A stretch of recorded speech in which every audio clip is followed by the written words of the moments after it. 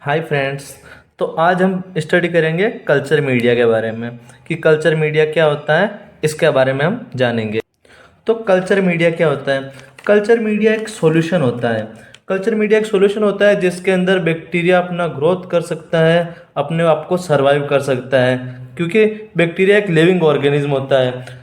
तो जैसे हम किसी स्पेसिमेन के थ्रू इसको बाहर निकालेंगे बैक्टीरिया को, तो बाहर ग्रोथ नहीं कर पाएगा क्योंकि वो एक लिविंग ऑर्गेनिज्म है। तो उससे जैसे ही हम बाहर निकालेंगे तो उसको सरवाइव रहने के लिए न्यूट्रिएंट की जरूरत पड़ती है। तो ऐसे में हमें कोई एक मीडियम की ज़रूरत होती है जहाँ पर बैक्टीरिया अपने आप को सर्वाइव कर सके और अपनी ग्रोथ को पूरा कर सके। तो उसी को हम मीडिया कल्चर कहते हैं। ठीक है। मीडिया कल्चर में क्या होता है? मीडिया कल्चर में बहुत सारे न्यूट्रिएंट्स होते हैं जिसके अंदर बैक्टीरिया अपने आप को सर्वाइव कर पाता है और अपनी ग्रोथ को पूरा कर पाता है। जैसे गाइस, ये कोई ह्यूमन है और ये कोई अपने बैक्टीरिया है, जो इसके हम बैक्टीरिया को इसके अंदर से स्पेसिमेन के थ्रू बाहर लेके आते हैं। जैसे हमने बैक्टीरिया को बाहर लेके आ गए, तो बैक्टीरिया क्या होता है? एक लिविंग ऑर्गेनिज्म होता है, जो कि मैंने आपको बता दिया पहले। तो बाहर लेके आएंगे तो उसको बैक्टीरिया को ग्रोथ करने के लिए न्यूट्रिएंट की जरूरत होती है। ऐसे में हमें इस मीडिया की जरूरत पड़ती है। तो मीडिया क्या काम में आता है? मीडिया एक ऐसा लिक्विड और सॉलिड सॉल्यूशन होता है जिसके अंदर बैक्टीरिया अपनी ग्रोथ को पूरा कर सकता है। तो फिर उस स्पेसिमेन के थ्रू बैक्टीरिया को बाहर निकालकर वेरियस टेस्ट करेंगे, जिसके अंदर हम पता कर पाएंगे कि कौन सा बैक्टीरिया इसके अंदर प्रेजेंट है। बैक्टीरिया का नाम पता कर सकते हैं हम। ठीक है। अब हम पढ़ेंगे कि बैक्टीरिया में कौन कौन से कंपोनेंट प्रेजेंट होते हैं। Component in bacteria. बैक्टीरिया के अंदर कौन कौन से कंपोनेंट प्रेजेंट होते हैं? तो सबसे पहला कंपोनेंट आता है अपना वाटर। वाटर एक लिक्विड सॉल्यूशन होता है। वाटर के रूप में हम क्या लेंगे? Distil water. डिस्टिल वाटर क्यों लेंगे? डिस्टिल वाटर क्योंकि इसमें लो मिनरल्स होते हैं, इसलिए हम वाटर के रूप में डिस्टिल वाटर को लेंगे। और सेकंड कंपोनेंट हो गया अपना इलेक्ट्रोलाइट्स। इलेक्ट्रोलाइट्स के रूप में हम क्या लेंगे? इसके अंदर NaCl या अदर कुछ भी KCl हो गया या फिर NaOH हो गया, जिसके अंदर प्लस आयन और ऋणायन आयन जो प्रेजेंट होता है। थर्ड चीज हम इसमें लेंगे, हम पेप्टोन लेंगे, जो कि प्रोटीन की पार्शली यूनिट होती है। ठीक है। इसके बाद में हम चौथा सॉल्यूशन लेंगे, वो है अपना सॉलिडिफाइंग सॉल्यूशन। सॉलिडिफाइंग सॉल्यूशन में हम दो चीजें लेंगे। एक लेंगे हम अगार अगार और नेक्स्ट लेंगे हमारा जिलेटिन।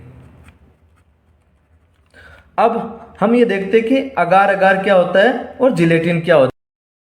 हमारा अगार अगार हो गया। अगार अगार एक लॉन्ग चेन प्रोटीन से बना हुआ होता है और उसमें पॉलीसेकेराइड होती है और फैटी एसिड प्रेजेंट होते हैं। जबकि जिलेटिन किससे बना होता है? जिलेटिन बना होता है एनिमल्स के लॉन्ग बोन से। जैसा कि हमने सुना होगा कि सॉलिडिफाइंग के रूप में हम मोस्टली अगार अगार ही यूज लेते हैं, जिलेटिन बहुत ही कम यूज में लेते हैं।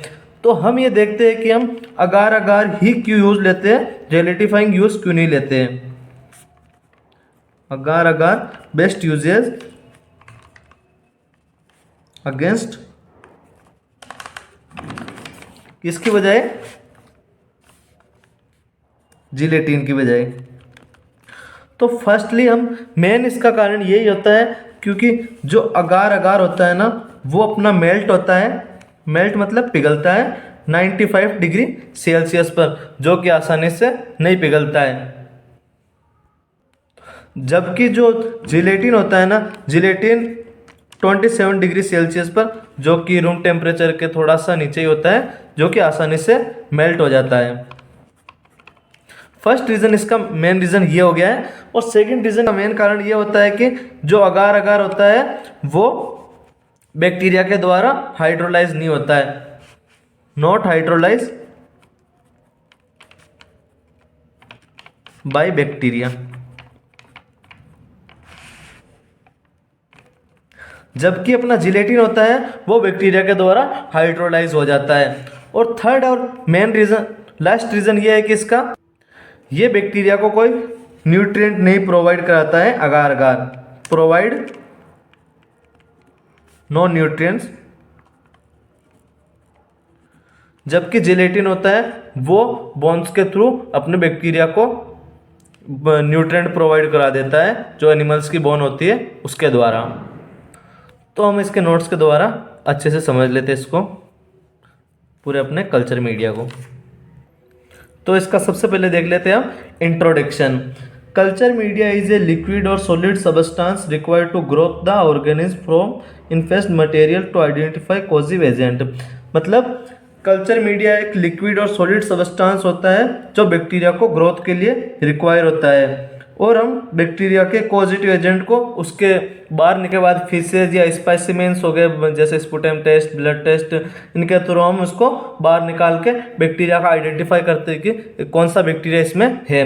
तो अब हम देख लेते हैं कॉन्स्टिट्यूएंट ऑफ कल्चर मीडिया कि कल्चर मीडिया किस किस से बना हुआ होता है। सबसे पहला हमारा हो गया water, distal water with low mineral content. Distal water use में लेते हैं क्योंकि इसमें मिनरल की मात्रा बहुत कम होती है। और वाटर होता है जो source of hydrogen and oxygen, water एक हाइड्रोजन और ऑक्सीजन का सोर्स भी होता है।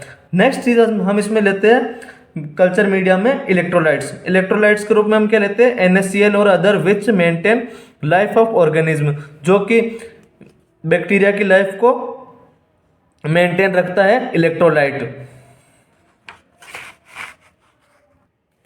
नेक्स्ट और थर्ड चीज हम इसमें लेंगे पेप्टोन। पेप्टोन क्या होता है, मिक्सचर ऑफ पार्शली प्रोटीन, जो कि प्रोटीन का मिक्सचर होता है। ऑब्टेन जिसे हम प्राप्त करते हैं फ्रॉम हार्ट मसल से प्राप्त करते हैं, कोलेजन और फिब्रिन से हम इसको प्राप्त करते हैं, किसको, पेप्टोन को। पेप्टोन किस किस का कंटेन होता है, amino acid, polypeptide, mineral growth factor का कंटेन होता है। नेक्स्ट चीज हम इसमें लेते हैं कल्चर मीडिया में मीट कंटेंट। मीट कंटेंट के रूप में क्या लेते हैं, मीट कंटेंट क्या होता है, prepare from highly concentrate meat stock contain organic salt, जो ऑर्गेनिक साल्ट से बना होता है, कार्बोहाइड्रेट से प्रिपेयर होता है मीट कंटेंट। नेक्स्ट और लास्ट चीज हम इसमें लेते हैं सॉलिडिफाइंग एजेंट। सॉलिडिफाइंग एजेंट के रूप में क्या लेते हैं, अगार अगार और जिलेटिन, जो कि हमने आपको पहले ही बता दिया है अगार अगार और जिलेटिन क्या होता है। अब इसके बारे में अच्छे से देख लेते हैं। तो ये अपना हो गया अगार अगार और जिलेटिन। अगार अगार किससे प्राप्त होता है, सीवीड और रेड अलगाई से अगार अगार प्राप्त होता है, जो कि किससे बना होता है, long chain of polysaccharide protein like material, long chain fatty acid और कैल्शियम और मैग्नीशियम सिस्टम से अगार अगार अपना बना हुआ होता है। और नेक्स्ट इसमें होता है जिलेटिन, किसमें, सॉलिडिफाइंग में। जिलेटिन किससे ड्राइव्ड होता है, एनिमल बोन से ड्राइव्ड होता है, जो कि अपने नेचर के अंदर प्रोटीन के रूप में होता है जिलेटिन। अब मैंने आपको ये बताया कि मोस्टली हम सॉलिडिफाइंग के रूप में हम अगार अगार बेस्ट यूजेज होता है, जबकि जिलेटिन का बहुत कम यूज होता है। तो हम इसको देखते हैं क्या होता है। Advantage of agar agar over gelatin, gelatin से अगार अगार बेस्ट होता है। इसके क्या क्या एडवांटेज है हम देख लेते हैं। सबसे पहले होता है इंसर्ट सबस्टांस होता है, क्या, अगार अगार एक इंसर्ट सबस्टांस होता है, जबकि जिलेटिन इंसर्ट सबस्टांस नहीं होता है। नेक्स्ट है नॉट हाइड्रोलाइज बाय बैक्टीरिया, जो अगार अगार होता है वो इजीली बैक्टीरिया के द्वारा हाइड्रोलाइज नहीं होता है, जबकि अपना जिलेटिन होता है वो बैक्टीरिया के द्वारा आसानी से हाइड्रोलाइज हो जाता है, इसलिए हम मोस्टली अगार अगार को यूज लेते हैं। थर्ड कारण हो गया अपना liquefaction of media not happen, जो अगार अगार होता है वो मीडिया के द्वारा लिक्विफिकेशन होता है, जबकि जिलेटिन नहीं होता है। और लास्ट और मेन कारण होता है अपना, जो कि अगार अगार होता है प्रोवाइड नो न्यूट्रिएंट, ये कोई न्यूट्रिएंट प्रोवाइड नहीं कराता है, जबकि जिलेटिन उसको बैक्टीरिया होती है उसको न्यूट्रिएंट प्रोवाइड कराता है। और लास्ट अपना इसका रीज़न है, जो कि अगार अगार होता है वो मेल्ट होता है 95 डिग्री सेल्सियस, जो कि बहुत ज़्यादा उच्च तापमान होता है। ये टेम्परेचर अपने को आसानी से नहीं मिलता है, इसलिए हम अगार अगार को यूज़ लेते हैं जिलेटिन की बजाय। और जबकि जिलेटिन होता है वो 24 डिग्री सेल्सियस या 24 से 28 डिग्री सेल्सियस पर ये मेल्ट हो जाता है। तो नेक्स्ट टॉपिक है हमारा टाइप्स ऑफ कल्चर मीडिया, कि कल्चर मीडिया कितने प्रकार का होता है और कल्चर मीडिया के क्या क्या टाइप्स होते हैं, कैसे टाइप्स होते हैं, वो हम देखेंगे इसमें। टाइप्स ऑफ कल्चर मीडिया में, तो types of culture media mainly 3 classification होता है टाइप्स ऑफ कल्चर मीडिया के। Based on physical state mainly 3 physical states होती है जो आपको सभी को पता होती है, गैस होती है, लिक्विड होती है और सॉलिड होती है। और बेस्ड ऑन न्यूट्रिशनल फैक्टर और present and absence of oxygen, जो कि ऑक्सीजन की उपस्थिति है या अनुपस्थिति है। तो सबसे पहले हम देखते हैं based on physical state. Based on physical state में लिक्विड हो गया, सेमी सॉलिड हो गया और सॉलिड हो गया। सेमी सॉलिड वो होता है जो जिसमें थोड़ा सा लिक्विड होता है, थोड़ा सा सॉलिड होता है जो सेमी सॉलिड होता है, जैसे हमारा जेली होता है, ठीक है। और न्यूट्रिशनल फैक्टर होते हैं सिंपल होता है जो आसानी से सिंपल जो एक ही प्रकार के बैक्टीरिया से मिलकर बने हुए होते हैं। और कॉम्प्लेक्स वो होते हैं जो डिफरेंट प्रकार के बैक्टीरिया से मिलकर बने हुए होते हैं कल्चर मीडिया के अंदर, उसे हम डिफरेंट मीडिया बोलते हैं। थर्ड है अपना प्रेजेंस ऑफ ऑक्सीजन और नॉट। तो हम इसमें हम ये देखते हैं कि एरोबिक मीडिया और एनोरोबिक मीडिया। एरोबिक मीडिया में क्या होता है, जिसमें हमारे को ऑक्सीजन की जो बैक्टीरिया होते हैं उसको ऑक्सीजन की नीड होती है कल्चर मीडिया के अंदर, उनको हम एरोबिक मीडिया कहते हैं। जो कुछ बैक्टीरिया अपने ऐसे भी होते हैं जिसको ऑक्सीजन की नीड नहीं होती है, वो अनएरोबिक मीडिया के अंदर अपनी ग्रोथ को पूरा करते हैं। तो ये हमने अपना बाहर का थोड़ा देख लिया। अब इसके बारे में पढ़ते हैं एक के बारे में कि ये क्या क्या होते हैं। तो सबसे पहले अपना है based on physical state. Based on physical state में पहला है अपना लिक्विड मीडियम। लिक्विड मीडियम में क्या होता है, this medium are liquid form, ये अपने लिक्विड फॉर्म में होते हैं। In this agar concentration is very low. Liquid medium के अगर अगार की कंसंट्रेशन बहुत कम होती है। क्यों? क्योंकि ये बिल्कुल लिक्विड में होते हैं, सेमी सॉलिड या सॉलिड स्टेट में नहीं होते, इसलिए इसमें अगार का कंसंट्रेशन वेरी लो होती है। इसका एग्जांपल हो गया न्यूट्रिएंट ब्रोथ, ठीक है। नेक्स्ट हम पढ़ेंगे अब semi solid media. Semi solid media क्या होता है, this media used in semi solid form, ये अपने सेमी सॉलिड फॉर्म में होते हैं, जैसे कि जेली फॉर्म हो गया या फिर जैसे अपना स्पाइसीमेन हो गया। और लास्ट है हमारा सॉलिड मीडिया। सॉलिड मीडिया क्या होता है, these are used in solid form, ये जो कि सॉलिड फॉर्म में होता है, यूज होता है, उसे हम सॉलिड मीडिया कहते हैं। In this agar concentration is very high, इसके अंदर अगार की कॉन्सेंट्रेशन बहुत ज़्यादा होती है। क्यों? क्योंकि ये सॉलिड फॉर्म में होता है। सेकेंड हमारा है बेस्ड ऑन न्यूट्रिशनल फैक्टर, इसके बारे में हम देखते हैं। तो बेस्ड ऑन न्यूट्रिशनल फैक्टर में पहला है अपना सिंपल और दूसरा है कॉम्प्लेक्स मीडिया। सिंपल मीडिया क्या होता है, contain only carbon and nitrogen, इसके अंदर केवल कार्बन और नाइट्रोजन प्रेजेंट होती है, जो कि एनर्जी का सोर्स प्रदान करती है, किसको, सिंपल मीडिया को। No content of additional media, इसके अंदर कोई एडिशनल मीडिया प्रेजेंट नहीं होता है। मिनिमम इंग्रेडिएंट प्रेजेंट, इसके अंदर बहुत कम मात्रा में इंग्रेडिएंट प्रेजेंट होते हैं, क्योंकि ये एक सिंपल मीडिया है। सिंपल मीडिया मतलब साधारण मीडिया है, जो कि जिसके अंदर बहुत ही कम मात्रा में इंग्रेडिएंट प्रेजेंट होते हैं। अपना support growth of non fastidious bacteria. तो हम देखते हैं कि नॉन फास्टिडियस बैक्टीरिया क्या होता है।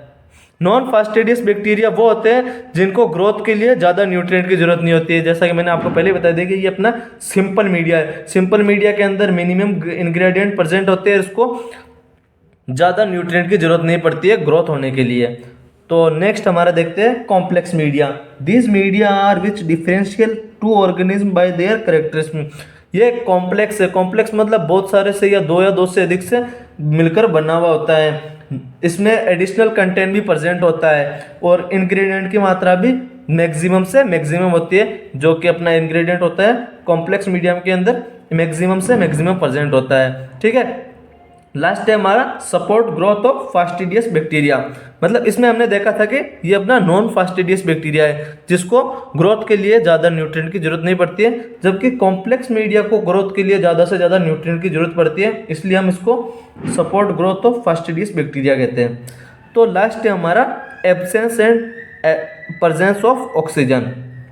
तो सबसे पहले हमारा है एरोबिक मीडिया और अनएरोबिक मीडिया।